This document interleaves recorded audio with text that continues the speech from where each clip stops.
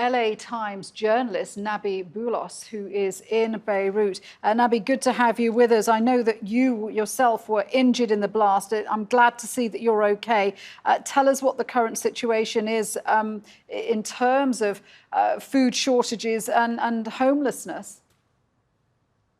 Well, of course, as you can imagine, there's been an outpouring of support for Lebanese right now. And so there have been pledges of grain deliveries. And in fact, one of the longstanding issues, which is electricity, just today, apparently Siemens, the German company, has pledged to actually send in generators that will support or bring electricity, I should say, for 65,000 people. So, this is just an example of the sort of support that is being expected. And I think also I heard today that there were 17,000 tons of grain coming in as well. So the immediate shortage in terms of food, at least, I think, has been somewhat ameliorated. But in terms of the homelessness, that's another big issue, of course. I mean, the fact is 300,000 people have been displaced from their homes. Now, a lot of them have family and homes, outside of Beirut, in the mountainous areas. But at the same time, a lot of people don't. And the fact is that, yes, there have been groups that have arisen now to provide temporary shelter. The question is, how quickly can these places rebuild? Can these neighborhoods rebuild and bring back the life that was there? It's actually a big issue right now. Yeah, absolutely. We're also hearing that President Michel Aoun and the government, which has since resigned, were actually warned last month about the dangers of this ammonium nitrate that was stockpiled near the warehouse and people, stockpiled near the port. And people are now calling for the Lebanese president to stand down. Is that right? Well, really, it's even larger than that. I mean, the fact is the history of the stockpile of ammonium nitrate, I mean, it's been there for 6 years, actually.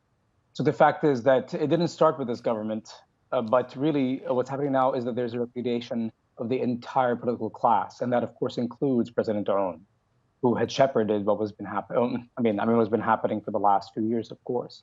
So the fact is that, yes, Aoun is affected, clearly. But at the same time, this really is about the entire political class, which has been seen as guilty of criminal neglect, really.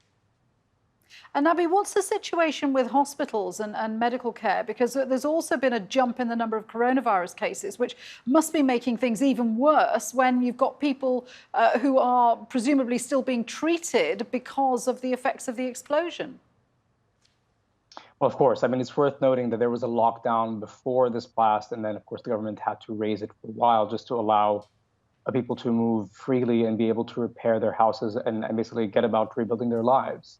So, I mean, only really in the last 2 days have you seen the reimposition of people doing temperature checks. And of course, I mean, yes, you do see masks, but at the same time, there has been naturally some laxity in terms of applying these measures.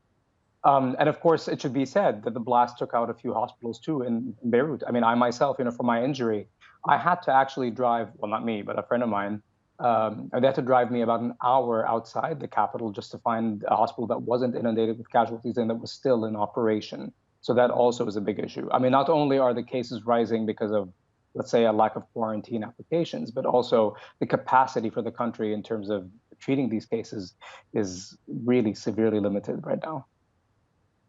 Nabih, thank you very much indeed for sharing that with us and sharing your experience with us. Good to speak with you. Nabih Bulos there.